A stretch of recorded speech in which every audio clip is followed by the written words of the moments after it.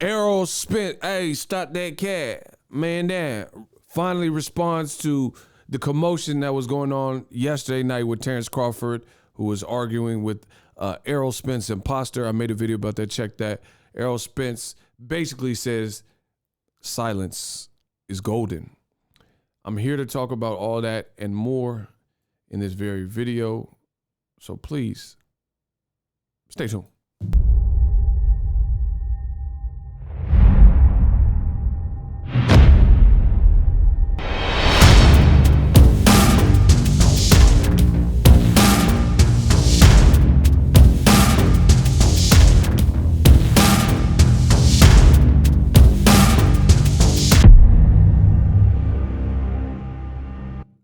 Of all times. What up, Fight World? It's your boy Ego, and I'm back with some more boxing. I need y'all to throw a like on the video. Quick, simple, painless. Now, yesterday, Terence Crawford, he was basically arguing with what he thought to be Errol Spence, but it really wasn't Errol Spence. It was an imposter, it was a clone, and he was duped. I made a video about that. Check that on the channel. Errol Spence, the day after, he posted this picture, and I think this was kind of to make a statement. You know, he's clearly in shape, and he wants people to see that he been working. Like he ain't got time for the social media jive, right? And this is what he said. He said, social media era, take your silence for weakness. Big fish, because he put the little shark. Middle finger up. Hashtag no more hiccups. Hashtag line them up. Bowling pins. His jeweler said, facts, Iceman Nick. Let's go. And it's a series of pictures. He's with his son, and he looks like he's in phenomenal shape. Ego Weight Watchers, a.k.a. Ill, where I give you guys a look into the fighter lifestyle, before, after, in progress picks, especially when they have an upcoming fight. Now, we don't know Errol's next fight, but I can say he looks focused. Ever since the wreck, he looks like he's maintaining his weight. I've seen Errol at several fights and interviewed him and things like that. And there were some fights where his weight, it was crazy because he didn't look fat. He was just big, like he was just bigger. Like, you know what I'm saying? He just put more mass. And he even admits this on shows like the podcast with Matt Barnes and Steven Jackson. All what's it called? All the Smoke? Up in Smoke? Something like that. All the Smoke. He said he would balloon up to possibly like close to 190, 180s, 190s. And he's a welterweight. So good to see Errol seems to be in good spirits. He's been real low, but you can see, I mean, the man's lean. He's leaned out, and it looks like he's spending time with his family and whatnot. So it's great to see that from that learning lesson in terms of just the discipline your weight, even when your plans aren't announced, because I think that's very integral part of being like Mayweather was and being a top level fighter, because that's how people in boxing usually catch you. They catch you slipping. You know, they try to catch you with no time to prepare, or your opponent's been preparing, blah, blah, blah. So stay ready so you don't have to get ready. Great stuff from Errol Spence. And he's basically saying silence is golden. I'm out here working. Terence Crawford and other people, you know, they can talk on the internet, but I'm out here putting the work. So very happy when I seen this post, just to see that Errol Spence is keeping his weight down. Because if you remember when he had the red hoodie on and he had that, I guess, confrontation, the videos that came out with him and Terence Crawford had like a black, maybe black and gold, and like a black beanie, and Errol Spence had a red hoodie on. And if you remember in that altercation, or whatever we're calling it, where they were going back and forth, I'll stop you. Terence Crawford said, you fat. Look at you right now, you fat. He said something to this effect. He said, you fat, look at your stomach, you fat. Well, Errol Spence must have got the memo, because he doesn't look fat now. And he's been out of commission since the Pacquiao fight, which he was forced to pull out. You see, something was wrong with his eye. He had a retinal tear, and he was forced to withdraw from that particular fight. Dennis Ugas of Cuba came out and replaced him late terms and beat Pacquiao.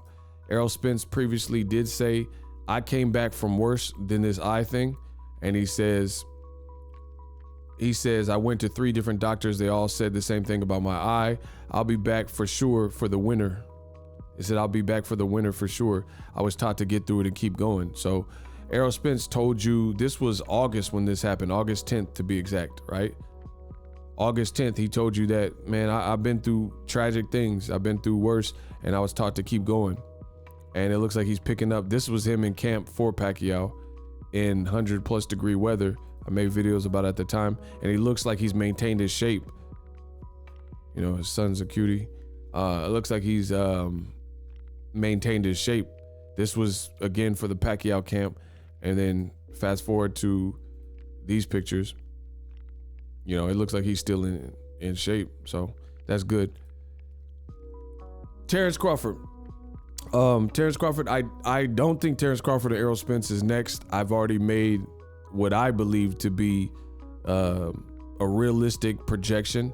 And I think that is going to be, instead of Terence Crawford, I think it's going to be your Dennis Ugas and Errol Spence coming together. I think they'll find a way to get Stanionis out the way, which leaves Bud, you know, kind of without a dance partner. So interesting to see how it all plays out. Bud Crawford, he's trying to put pressure on Errol Spence, but I just really don't think, I don't think it'll work. I don't think it'll work. I don't think the pressure will work, because I think that even before he had signed to fight Sean Porter, or not necessarily before he signed to fight Sean Porter, but before the Sean Porter fight occurred, I think the game plan was always to make Errol Spence, since he missed out on that major paycheck with Pacquiao for an unfortunate eye injury, to have him face the winner. And since Pacquiao's now retired, God bless Pacquiao and his family and his career, then that means Ugas. This is also going to put Bud Crawford in quite the predicament from where I'm standing.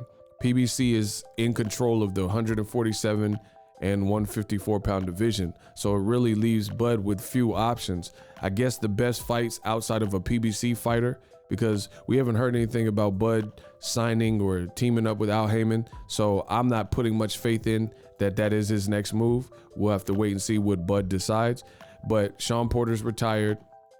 Keith Thurman's fighting Barrios, and that's already a done thing. I think Errol Spence is fighting Ugas. Jermell Charlo's fighting at 54 against Castano. So it's like, who's Bud gonna fight? You know, I guess the best viable options for him to fight next would be Josh Taylor. And to me, that's a cool fight, but I don't really need to see that right away. I think I know how that plays out. And in Scotland, I don't know. That's the only worry, because I think it's a setup if he fights him in Scotland. And you can't really I don't know what type of numbers it would do in America. You know what I'm saying? I don't know what type of numbers that fight would do in America to the point where they would make it here. So if he fights Josh Taylor, that means as a champion, he got to travel to Scotland and have a away game and give Josh Taylor the home court advantage. I'm not really down for that, because Crawford was undisputed before Josh Taylor. So it's either Josh Taylor or maybe Virgil Ortiz, because I don't think Errol Spence fight is, I think Errol Spence is occupied, and that's with Ugas. And he's coming off a great performance where he dominated Pacquiao, sent him to retirement, had him eating, being spoon-fed, had him eating with his eyes closed, and his wife was spoon-feeding him. So nobody can really hate on the fight. No matter how much you want to see the Crawford-Spence fight, Ugas definitely deserves a big opportunity. And it looks like your Dennis Ugas is living large after the Pacquiao fight. He just bought a house. Congratulations to him. So it was weird that Terence Crawford seems kind of anti-PBC, but when I look at the PBC guy, look at Ugas' house. He said he used to take a Uber to his training, and now he just bought a house in Miami or Florida or whatever, and his crib looks fat. So it's just weird that the most obvious choice to me for Crawford would be to try to establish a working relationship with Al Heyman. And, you know, I don't think that, I can't say I don't think, I don't know that will be Crawford's next move. I think Crawford's stubborn. He, you know, has his own method or plan. So we'll see how it all plays out. I'm just giving you my honest opinions. I do think Ugas and Errol will be next up to bat. So we'll see what Crawford decides and how it all plays out. Stay tuned for more news with boxing, and subscribe. And I'm out. The future is now. The Hibernation 5s by Kenichi Bear. Hybrid gaming and lifestyle headphones. Out of the box, you can connect to any console or PC. Bluetooth ready with a low latency USB adapter, color RGB, and extreme bass mode. The Hibernation 5s adjust to you. Whether you need a gaming, travel, gym, or lifestyle headphones, the Hibernations got you covered. The new Hibernation 5s, link in the description. Customize the way you hear the world. Welcome to the nation. Are you tired of your YouTube videos not getting any views? Well, consider TubeBuddy. I've used TubeBuddy for years to scale up my YouTube channel. Now we're sitting over 200,000 subscribers. TubeBuddy is a browser extension that offers a ton of built-in productivity and time-saving services to take your channel to the next level. Use my link in the description to get started with TubeBuddy and level up your channel faster.